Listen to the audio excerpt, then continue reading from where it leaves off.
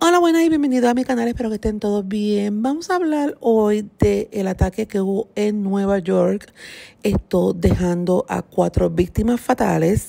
Vamos a hablar de quién era la persona, a quién estaba destinado el ataque y otras cosas que tienen que ver con la NFL. Y que así pues vamos a darle un poquito de la cronología del ataque de Nueva York que estuvo sucediendo el día de ayer. Pero antes, como siempre y molestando, recuerden suscribirse al canal y darle like al contenido, por favor, es súper importante.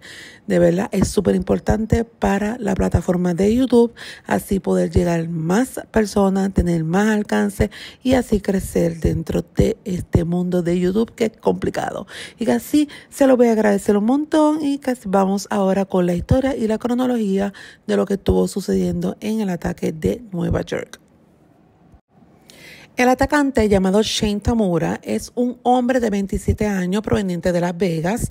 Llevó a cabo un ataque armado en uno de los distritos corporativos más concurridos de Nueva York el lunes en la noche, dejando 4 personas fallecidas y al menos una más gravemente herida. La policía confirmó que el atacante actuó solo y luego se desvivió dentro del edificio. A partir de los registros de vigilancia y datos de tránsito, el Departamento de Policía de Nueva York trazó la cronología de su desplazamiento y el desarrollo del ataque. Según explicó la comisionada del NYPD, Jessica Tisch, Tamura no se presentó a su trabajo como guardia de seguridad en un casino de Las Vegas el domingo 21 de julio. En su lugar, emprendió un viaje por carretera hacia la costa este. Su vehículo BMW negro fue detectado el sábado en Colorado y luego el domingo en Nebraska, en Iowa. El lunes, alrededor de las 4:24, cruzó por Columbia, Nueva Jersey y entró a Nueva York poco después. El ataque comenzó en torno a las 6 p.m. cuando se recibió la primera llamada por disparos en el edificio 345 Park Avenue, un rascacielos de 44 pisos que alberga oficinas de firmas de Blackstone, KPMG, Bank of America, la NFL y el Consulado de Irlanda. Las cámaras de seguridad muestran a Tamura saliendo de su vehículo, estacionando en doble fila entre las calles 51 y 52 con un rifle M4 variante de la AR-15 en la mano. A las 6:30 ingresó al vestíbulo del edificio y disparó de inmediato contra el oficial Didarul Islam, de 36 años, quien trabajaba como personal de seguridad. Islam falleció en el acto. A continuación, Tamura disparó contra una mujer que se refugiaba detrás de una columna y luego roció el vestíbulo con balas. Allí también hirió a un hombre que quedó en estado crítico. Avanzando hacia el área de ascensores, el atacante disparó contra un guardia de seguridad que se cubría detrás de un escritorio. Poco después permitió a una mujer salir del ascensor sin hacerle daño. Subió entonces al piso 33, donde se encuentran las oficinas de Rudy Management, empresa propietaria del edificio. Mientras caminaba por ese nivel, siguió disparando. Una mujer fue desvivida en ese piso. La policía encontró el cuerpo de Tamura en un pasillo del mismo piso. Se había disparado en el pecho. El hallazgo del cuerpo ocurrió a las 7:15, entre 7:15 y 7:30 p.m. Según fuentes policiales, a las 7:52, la comisionada Tisch escribió en X: la escena ha sido contenida y el tirador ha sido neutralizado. El total, fallecieron 4 personas, el oficial Islam, 2 hombres y una mujer. Otra víctima masculina resultó herida de gravedad. El alcalde Eric Adams, quien visitó el hospital cercano tras el ataque, confirmó el fallecimiento de la agente de NYPD y señaló: perdimos a 4 almas por otro acto de violencia sin sentido. Documentos hallados en el cuerpo del atacante indican que Tamura albergaba resentimiento contra la NFL por su manejo de los casos de encefalopatía traumática crónica, STA, una enfermedad cerebral asociada con traumatismos repetitivos en jugadores de fútbol americano. Esta posible motivación se encuentra bajo investigación. Mientras el tiroteo se desarrollaba, Trabajadores de distintas oficinas permanecieron encerrados, muchos improvisaron barricadas con muebles. Un testigo, Shaq Saqib, contó a AFP: estaba empacando mis cosas para irme cuando dijeron que nos refugiáramos. Nadie entendía qué estaba pasando hasta que vimos a alguien que había entrado con un arma. Otros empleados relataron haber visto al atacante deambular piso por piso. El incidente generó una amplia respuesta policial. Drones fueron desplegados sobre Park Avenue, varias calles fueron cerradas y la zona quedó acordonada. La gobernadora Kathy Hochul fue informada de los hechos. El edificio, considerado una de las torres más importantes de Midtown, fue evacuado por completo. El ataque del lunes fue el 254 tiroteo masivo registrado este año en Estados Unidos, según Gun Violence Archive, que define este tipo de hechos como aquellos en los que menos 4 personas resultan heridas o fallecidas. La investigación sigue abierta. Pero ¿quién es Shane Tamura? Shane Tamura es un joven de 27 años, oriundo de Las Vegas. Él fue identificado por las autoridades de Nueva York como el autor del tiroteo que dejó 4 fallecidos y un herido grave en un edificio de oficinas de alto perfil en Manhattan. El atacante, que había trabajado recientemente como guardia de seguridad en un casino, ingresó armado con un rifle de asalto al 345 de Park Avenue poco antes de las 6:30 p.m. del lunes y abrió fuego contra varias personas antes de desvivirse en el piso 33 del edificio. El arma utilizada fue un AR-15 calibre .223 de la marca Palmetto State Armory, equipado con una mira telescópica, guardamanos negro y correa de hombro. Fotografías del arma publicadas en el New York Post mostraron manchas de sangre en la superficie. El vehículo hallado en las inmediaciones, un automóvil con matrícula de Nevada registrado a nombre de Tamura, contenía una licencia vigente para portar armas emitida en Las Vegas con fecha de vencimiento en el 2027. Tamura fue descrito por fuentes policiales como un atacante solitario. Creemos que actuó solo, afirmó la comisionada del Departamento de Policía de Nueva York, Jessica Tisch, en una conferencia de prensa. El tiroteo provocó el fallecimiento de un oficial fuera del servicio, Didarul Islam, y de 3 civiles. Una persona más resultó herida de gravedad y continúa hospitalizada. El ataque ocurrió en una zona densamente transitada en Midtown, en un edificio de 44 pisos que alberga oficinas de la NFL y otras compañías de alto perfil. Las autoridades aún investigan si Tamura tenía algún vínculo con las víctimas o con las empresas presentes en el inmueble. La trayectoria de Tamura incluye una etapa como jugador destacado de fútbol americano en la preparatoria Granada Hills Charter High School en California. En los últimos años, Tamura se había desempeñado como guardia de seguridad en un casino de Las Vegas y, según confirmaron fuentes policiales, no se han publicado detalles sobre su historial médico, pero las autoridades de Nueva York indicaron que contaban con antecedentes documentados de salud mental. El tiroteo desató escenas de pánico dentro y fuera del edificio. Jessica Shen, quien participa en una presentación en el segundo piso junto a unas 150 personas, dice que escuchamos múltiples disparos en rápida sucesión desde la planta baja y muchos corrimos hacia una sala para refugiarnos. Otro testigo, que se encontraba en el vestíbulo al momento del ataque, declaró: este tipo entró con un rifle de asalto y comenzó a disparar. Stupak, de 30 años, explicó que se encontraba en una cuadra del lugar cuando comenzaron los disparos. Escuché los disparos y luego llegaron muchos policías para neutralizar la situación, dijo a The New York Post. La policía recuperó el cuerpo de Tamura en el piso 33, donde se presume él se desvivió tras asesinar a una persona en una de las oficinas. Las autoridades continúan analizando las grabaciones de seguridad, registros de llamadas y antecedentes del atacante para esclarecer el motivo del atentado. El sistema de emergencia de la ciudad emitió alertas de cierre de calles, demoras en el tránsito público y restricción de acceso peatonal a los alrededores del edificio. Aunque la ciudad ha registrado una disminución significativa en los índices de violencia armada en lo que va de año, este episodio resalta la persistente amenaza que representa los tiroteos aislados y la proliferación de armas de fuego en espacios públicos. La queja del atacante es que él tenía algo contra la NFL.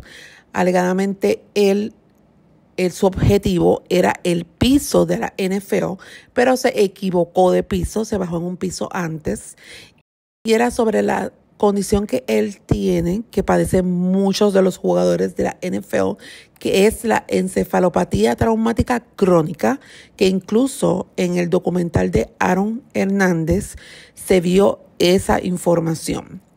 Es una enfermedad cerebral degenerativa relacionada con lesiones repetidas en la cabeza, particularmente en deportes como el fútbol americano. En la NFL ha habido una creciente preocupación sobre la STI y su impacto en la salud de los jugadores, tanto a corto como a largo plazo. La STI es causada por golpes repetidos en la cabeza, lo que provoca la acumulación de una proteína llamada tau en el cerebro. Esta acumulación puede llevar a la muerte de células nerviosas y al problema cognitivo, conductuales y emocionales. La STI solo puede ser diagnosticada con certeza después del fallecimiento, ¿verdad?, de la persona a través de un examen de tejido cerebral. Investigaciones sugieren una alta prevalencia de STI en jugadores retirados de la NFL, aunque la enfermedad no se puede diagnosticar de forma concluyente en personas vivas. Estudios de cerebros de exjugadores fallecidos han revelado altos porcentajes de STI. Un estudio de la Universidad de Harvard encontró que un tercio de los exjugadores encuestados creían que tenían STI. Los jugadores de STI pueden experimentar síntomas como depresión, cambios de humor, problemas de memoria, confusión y dificultad para controlar impulsos. Algunos exjugadores han hablado públicamente sobre sus luchas con la STI y sus efectos en la salud mental y física.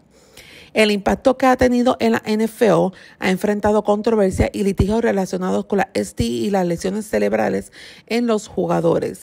La liga ha implementado cambios en las reglas para reducir el riesgo de conmociones cerebrales, como nuevas reglas sobre patadas iniciales, golpes a las reglas del casco y la promoción de mejores cascos.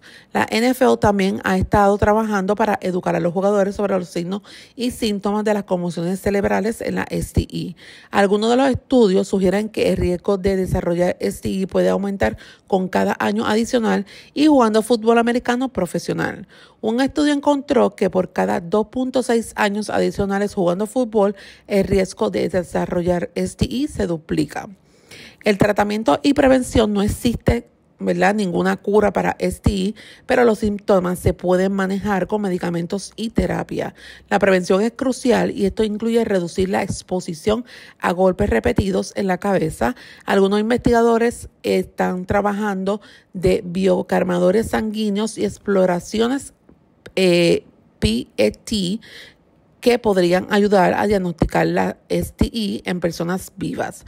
La Fundación del Legado de Conmoción Cerebral recomienda que los niños no jueguen fútbol americano de contacto hasta los 14 años debido al riesgo asociado con los impactos repetidos en la cabeza.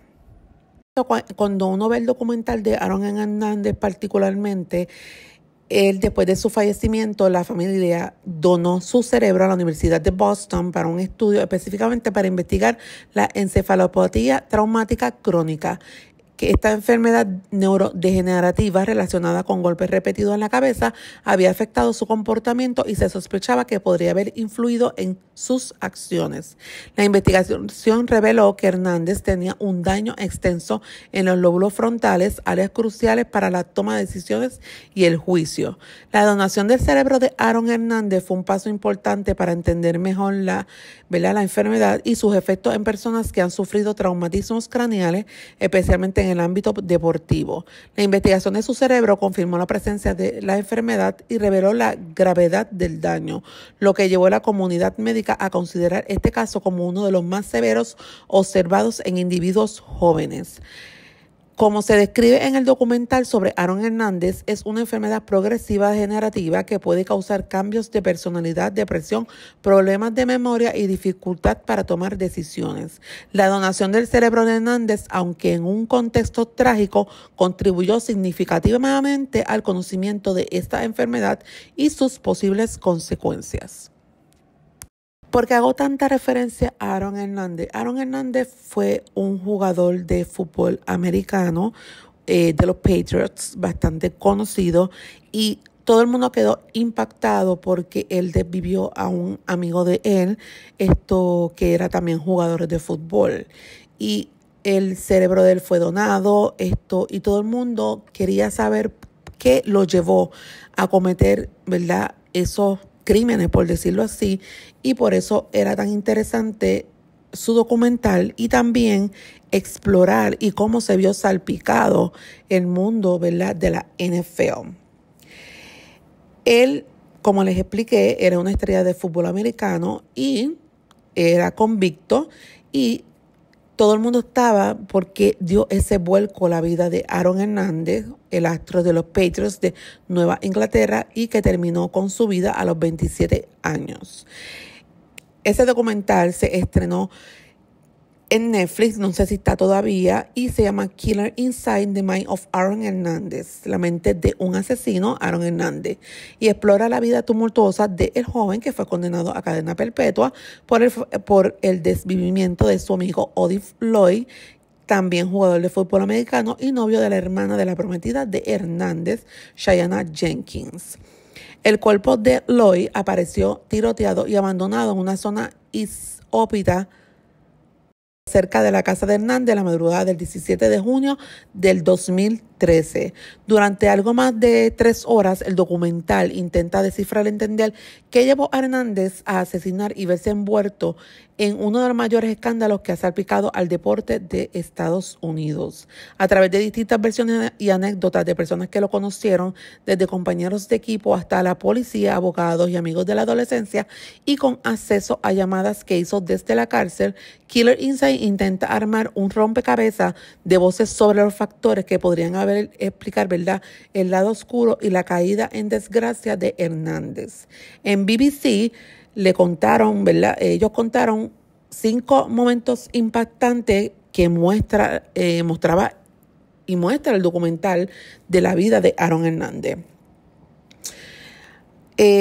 Una de las cosas que ellos hablaron mucho fue la dureza física. El fútbol americano ha sido considerado por décadas como el deporte que ensalza la masculinidad, por lo que las opciones sexuales más allá de lo heterosexual se consideraba un tabú. Uno de los elementos que el documental destaca, ¿verdad?, es que se había hablado tras el desvivimiento, ¿verdad?, de Hernández en el 2017, es su supuesta sexualidad fluida y la forma en que trató de ocultarla para encajar en el modelo de macho que se esperaba de él.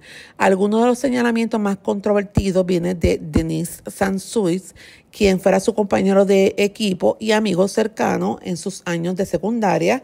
Él cuenta que en aquellos tiempos ambos experimentaron sexualmente, aunque luego señala que no se trató solo de curiosidad de adolescentes, continuaron porque probablemente lo disfrutaban. Si estábamos en una relación en ese entonces, pero ese momento no lo ves así, agrega. El amigo de Hernández cuenta cómo él también le costó aceptar su propia sexualidad y recuerda el temor que tenían los dos jóvenes ante la posible reacción de sus respectivos padres. En la serie, el padre de Sansusic acompaña a su hijo y le muestra su apoyo, si bien se reconoce que hace años tenían problemas para aceptar la homosexualidad, algo que también era el caso del padre de Hernández. Aaron estaba extremadamente aterrorizado de que su padre se enterara, recuerda su amigo Sansusi. Según él plantea en la serie, la incomodidad de Hernández con sus inclinaciones sexuales se manifestaba en arrebatos de enojo e impulsos ocasionalmente violentos. El documental también plantea que la relación de Aaron Hernández con su padre, Dennis, no fue solo uno de los motivos que lo llevó a esconder su sexualidad, sino que fue complicada que marcó el resto de su vida.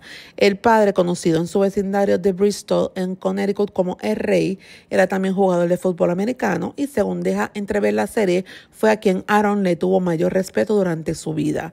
La serie también relata que la relación entre ambos tuvo también un lado oscuro. Algunos recuerdan los problemas del padre con el alcohol y su lado violento.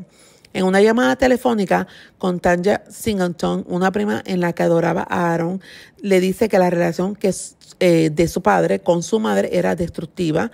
Según explican algunos entrevistados, la vida de Aaron cambió cuando Dennis murió inesperadamente en el 2006 mientras se sometía a una cirugía de hernia. Una vez que su padre falleció, Aaron básicamente perdió la guía que lo mantuvo en curso, cuenta el sheriff a cargo de la cárcel de Bristol. También en el documental, el material más novedoso de la serie lo aportan las conversaciones telefónicas de Hernández desde prisión, en su mayoría que corresponden al tiempo que pasó encarcelado a la espera del juicio por el desvivimiento de Odin Lloyd.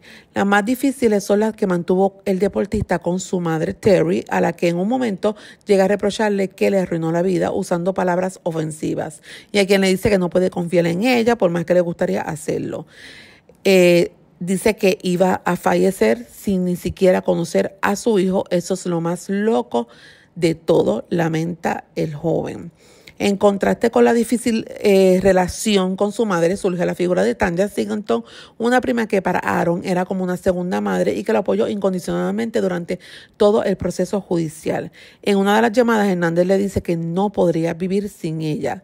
Tal era la conexión entre ambos que Singleton, gravemente enferma de cáncer, se negó a testificar sobre un auto que podía implicar a Hernández en otro caso de homicidio y tuvo que pasar varios meses en prisión por desacato.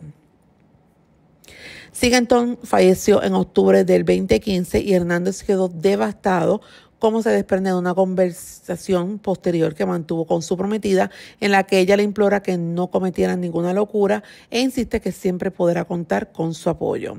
Una de las noticias que más conmocionó y causó tras el desvivimiento de Hernández, esto fue el hallazgo de su cerebro. Presentaba un estado encefalopatía traumática crónica, STI en sus siglas en inglés, similar al de alguien afectado por esta enfermedad degenerativa que tuviera 60 años de edad.